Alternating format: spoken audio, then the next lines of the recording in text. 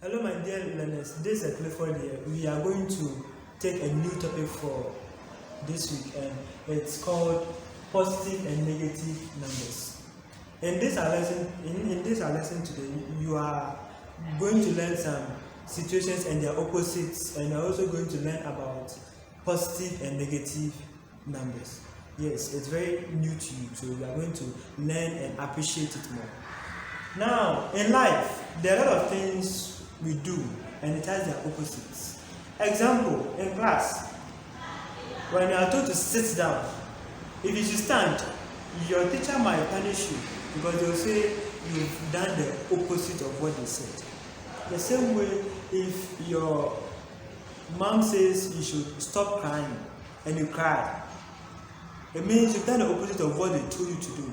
So they may punish you for that. So example of some situations and their opposite is sit, stand, cry, happy, walk, run, and all those things. These are all negative and positive situations. It means the situation is there and you have the opposite form of it. And you are going to learn more of it during your antonyms lessons in English. Let's continue. Now, the most important part that we want to draw is the numbers. Now, in numbers, when I told you to write a number, you are going to write a number like this or this.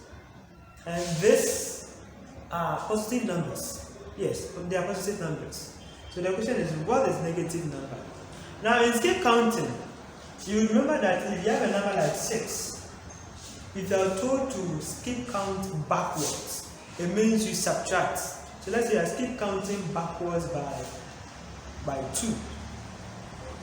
So if you skip count backwards by 2, the next number for this, you subtract 2 from it. So the next number will be 4, 2.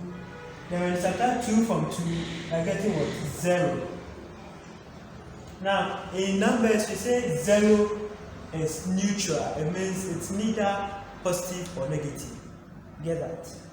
Now, if you have 0 and we should subtract 2 from it, let's say you are owing 2 again, it means you are going to owe 2 in total. And that brings about negatives. Yes, it goes with the analogy of owing and stuff. So, negative 2, if you should subtract 2 again, you are going to get negative 4. So, it means when you are owing 2, and you should owe 2 again.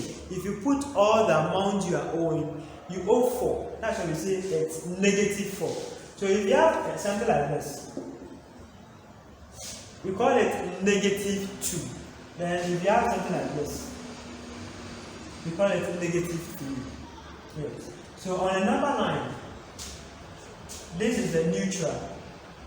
So on your right hand side, you have the positive numbers, and on your left hand side, you have the negative numbers, which is a clear indication of how high or how valuable they are.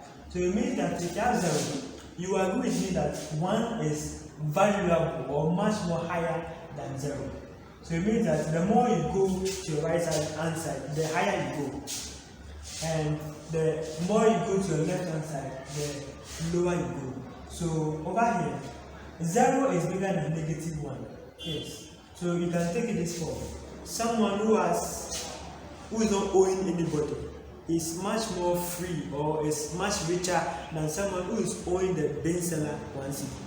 Yes, because the bin seller will come for the money.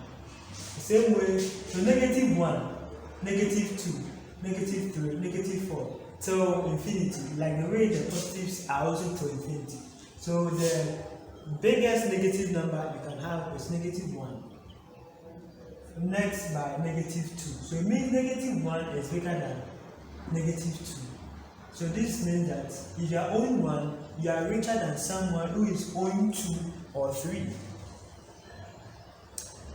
We wouldn't take it much further. We'll end here and pause for some exercise to build our mental gymnastics based on positive and negative numbers. See ya in our next video.